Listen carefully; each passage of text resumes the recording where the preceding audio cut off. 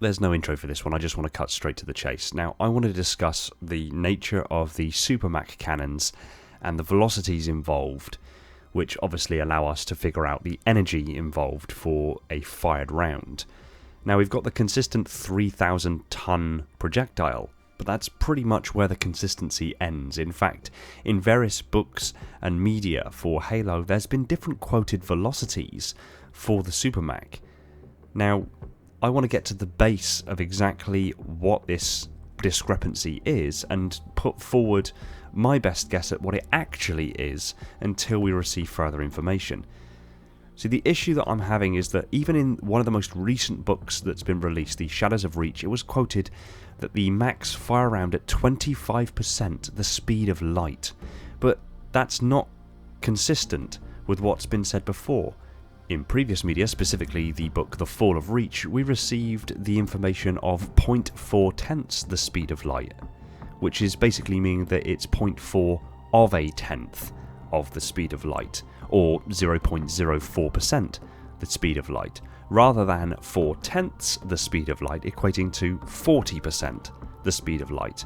And the problem is it isn't just subject to interpretation. In some books we've received 0.4. In other media, we've received 40%, and in the most recent book, we've received 25%. So what is it? And it's quite important because the velocities adversely affect the amount of energy that's involved. And quite honestly, I'm fed up and frustrated with this, so I wanted to just throw forward some calculations to try to at least somewhat put this to bed until we receive further information or clarification from 343 Industries. Now, of course, all of this is jurisdicted by the E=mc² calculation famously put forward by Albert Einstein, which basically means that energy is equal to the mass times causality, the speed of light, squared. Now, the initial postulation of the E=mc² calculation just basically revealed that mass and energy are one and the same thing, that they're transferable to and from one another. But in a development of Einstein's theory of general relativity, he added the special relativity. And the interesting thing brought forward by special relativity is that as mass travels closer to the speed of light, it takes exponentially more and more energy to continue to accelerate it up to the speed of light.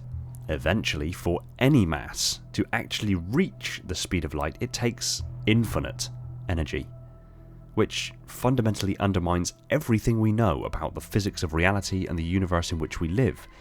And okay, yes, we're not quite dealing with projectiles launched at the speed of light, but it is still a measurable and significant percentage of the speed of light, and we are most definitely dealing with a significant percentage of the speed of light.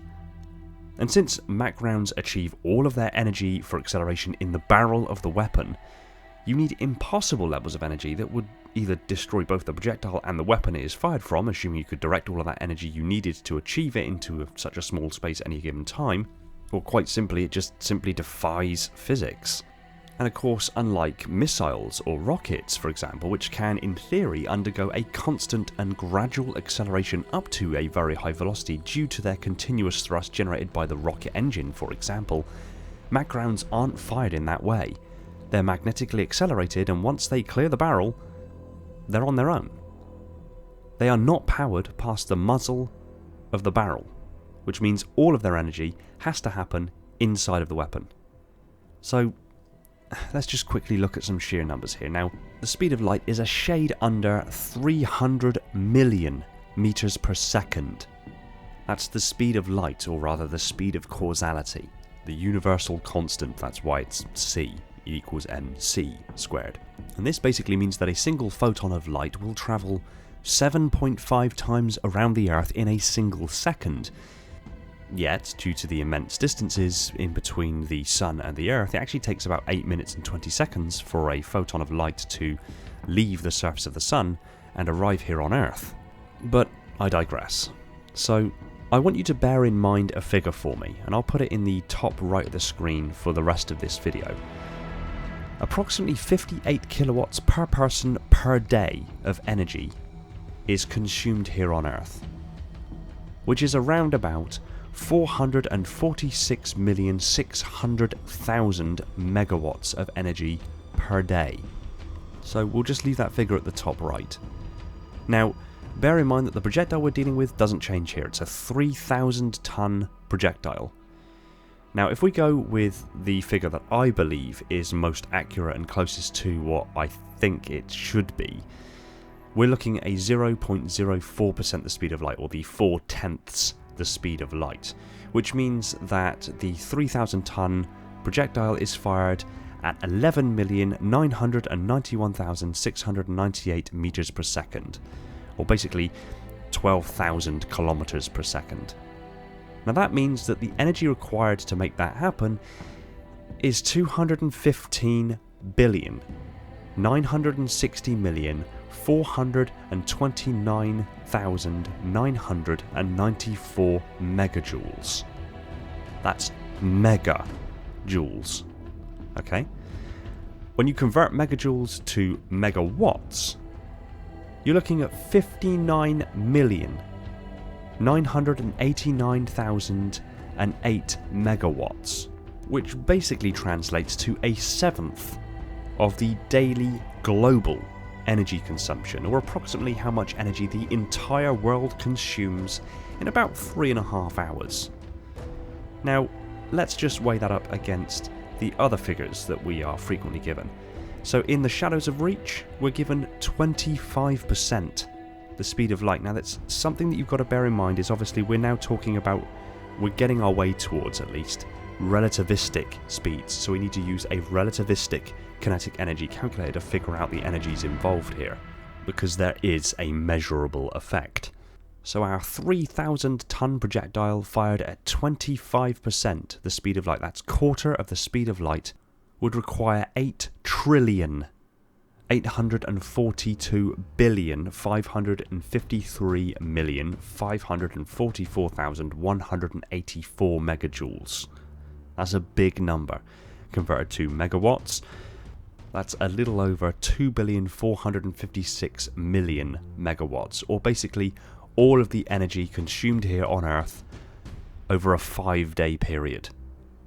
We've jumped from 3.5 hours worth of energy consumed here on Earth to 5 days worth of energy by increasing from basically 4% to 25% the speed of light. But it gets worse. We've also been given the figure 40% the speed of light, or basically nearly 120 million meters per second, which pushes our megajoules to 24.5 trillion megajoules, and pushes the megawatts to 6,822,000,000 megawatts, which is basically all of the energy consumed here on Earth for half a month. Look, the reality is that these numbers are ridiculously huge, no matter what way you look at it. Even the most conservative of all of these numbers, and the one that I believe is probably most accurate, we're still talking about 3.5 hours of the entire global energy consumption of today. This is ridiculous levels of energy. And Earth in the 26th century has over 300 Super Mach orbital defense platforms orbiting it, all individually powered by nuclear fusion generators that are wirelessly tethered from ground side to the orbital defense platforms in geosynchronous orbit. So like I said, no matter what way you look at it, it's incredible levels of energy. I just would like to think that by now we'd be getting to a point where there's a little bit more consistency in regards to what is law and what is not law. And of course, I'm going to defer to 343 Industries. If they say that's what goes, if they say that it's 25% the speed of light, and that's the law of it, then okay, I'll accept it. That's fine. You make it officially canon, I will accept it. But at the moment, there's 3 different figures at least out there in regards to how the Supermax fire. And of those 3, even the most conservative being outlandish, at least it's the most conservative and thus the most quote-unquote achievable in regards to its sheer energy requirement. Oh, and just another quick point to raise, these energy calculations I've just run through, yeah, that's for a single shot. A single shot. from a supermac. Bearing in mind there are 300 of these things and they can fire approximately once every 7 seconds. Put it like this, if all 300 Mach cannons around Earth fired at the same time, it would consume in an instant the same amount of energy that Earth currently consumes for 43.7 days. And they can fire every 7 seconds. It's insane. It's just insane. The numbers are insane. Even the most conservative are insane. But until there's an official law statement made by 343 Industries regarding the velocity of the rounds fired, I stand by the most conservative one. 3,000 ton projectile, 4% the speed of light, 59 million megawatts. There you go. 343 Industries, if you're watching this, can we have some sort of accurate law drop on this? Can we put this to bed, please? Please? I don't know. What do you guys think? Pop your comments down below. Let me see what you think. And how if you want to share this, try to get the word out to 343 Industries. Maybe we can finally get this put to bed. I need to go lie down.